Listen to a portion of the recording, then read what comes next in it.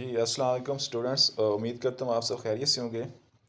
आज हम 10th class English का यूनिट 11 पढ़ने जा रहे हैं जिसका टाइटल है जी ग्रेट एक्सपेक्टेशंस। ग्रेट एक्सपेक्टेशंस का मतलब है अजीम तवक्कुआत, बड़ी तवक्कुआत। एक्सपेक्टेशन तवक्को, किसी से भी कोई भी तवक्को करना, इन्हिसार करना, किसी पर डिपेंडेंट रहना। ठीक है, तो ग्रेट एक्सपेक्टेशंस में जो स्टोरी है, एक करैक्टर है जिसका नाम है पिप।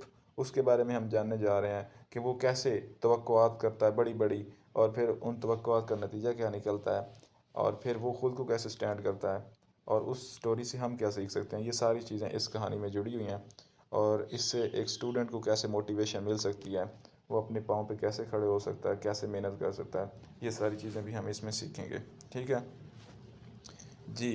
तो कहानी का आगाज़ कुछ ऐसे होता है। पैराग्राफ 1 है, द नावल ग्रेट एक्सपेक्टेशंस।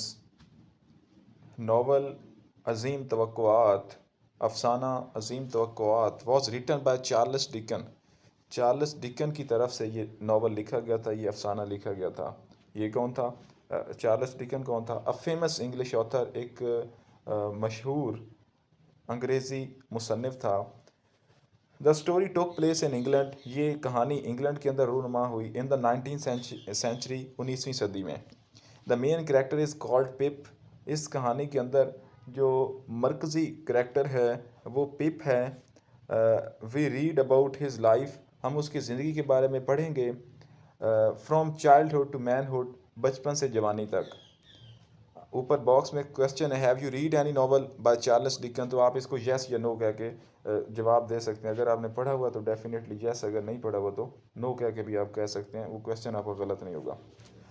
दूसरा पैराग्राफ जी, the story begins with Pip was a lonely orphan. कहानी का आगाज़ ऐसा होता है कि पिप जो है ये एक तन्हा यतीम बच्चा होता है। He was brought up by his sister. उसकी सिस्टर, उसकी बहन उसकी परवरिश कर रही होती हैं। ही वॉज ब्रॉट अप, उसकी परवरिश की जा रही होती है बाय हिज सिस्टर, उसकी हमशीरा से।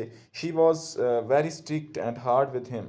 उसकी जो हमशीरा थी, जो सिस्टर थी, वो बड़ी सख्त थी और बड़ी उसके ऊपर सख्तियाँ लागू करती थी। यानी उसके एजुकेशन के अतबार से, उसकी पर्सनैलिटी के अतबार से वो बहुत ज़्यादा उस पर सख्त थी। हिज बेस्ट फ्रेंड वॉज जो। उसका बेहतरीन दोस्त जो था। हिज सिस्टर्स हस्बैंड, उसकी बहन का जो खावन था वो उसका बेहतरीन दोस्त था, वो उसके साथ सख्त नहीं था। He was kind and warm hearted. वो वो उसका दोस्त था, इसलिए वो नरम दिल, गर्म जोश था। ही वॉज काइंड यानी मेहरबान था, एंड वार्म हार्टेड और गर्म जोश था। He loved Pip as if he were his own son. वो पिप से ऐसी मोहब्बत करता, ऐसे प्यार करता जैसे वो उसका अपना बेटा हो। आगे क्वेश्चन है, what kind of boy was Pip. तो Pip was a lonely orphan. Pip एक तन्हा यतीम बच्चा था, जो पहली लाइन में उसने बताया है जी। तो स्टोरी की यहाँ तक आपको कुछ हौला हुई है, कुछ समझ आ रही है। Paragraph 3, one day Pip gave something to eat and drink to a prisoner.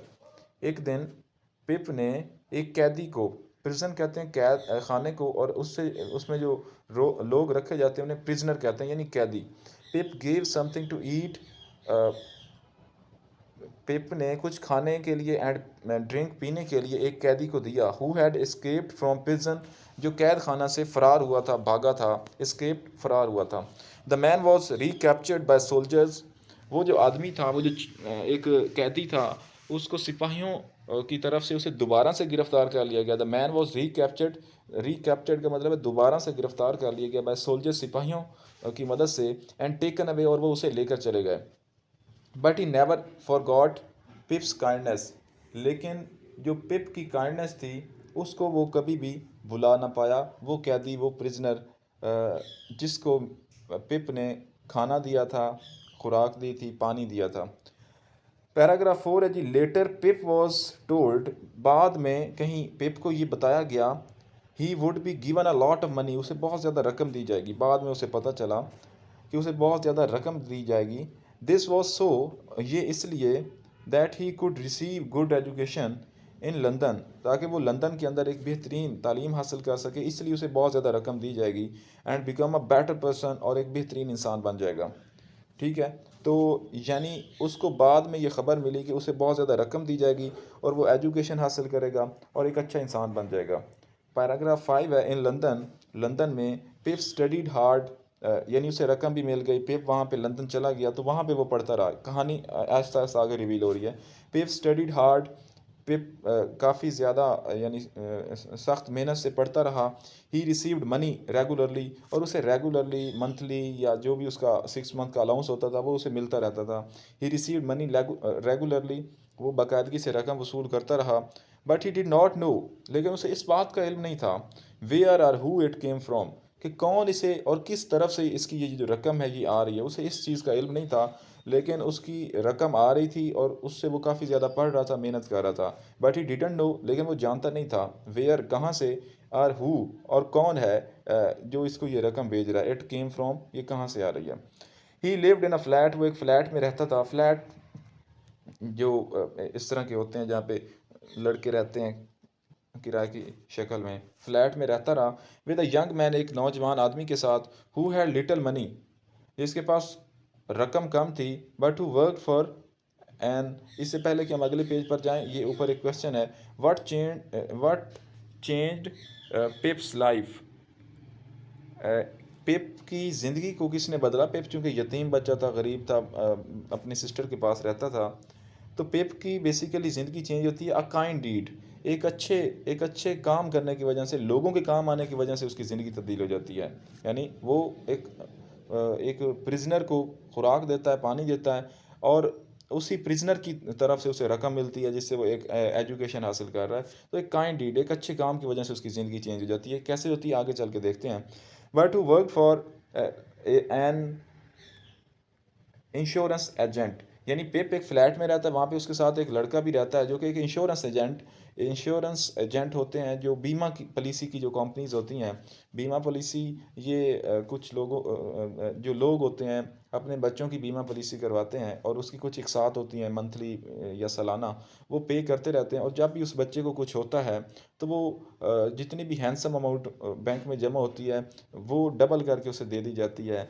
इसी तरह लोग अपनी गाड़ी का, अपने प्रॉपर्टी का, अपने बिजनेस का ये इंश्योरेंस करवाते हैं, उसमें किस्तें बैंक को मिलती रहती हैं और वो आगे पैसे देकर उनसे काफ़ी ज़्यादा लोन जनरेट कर लेता है। लेकिन जब उस बंदे को, उस गाड़ी को, उस प्रॉपर्टी को कोई नुकसान पहुंचता है तो वो उसे जितनी भी शराइत होती हैं उसमें वो उसे अदा करते हैं। इस अमल को कहते हैं इंश्योरेंस। तो उस इंश्योरेंस कंपनी के अंदर वो एक एजेंट के तौर पर काम कर रहा था जो पेप के साथ रहता था। दे बिकेम फ्रेंड्स, वो दोनों भी दोस्त बन गए। आफ्टर सम ईयर्स, सालों बाद, Pip was visited by the prisoner, Pip की उस कैदी से मुलाकात हुई जिसको उसने खाना दिया था।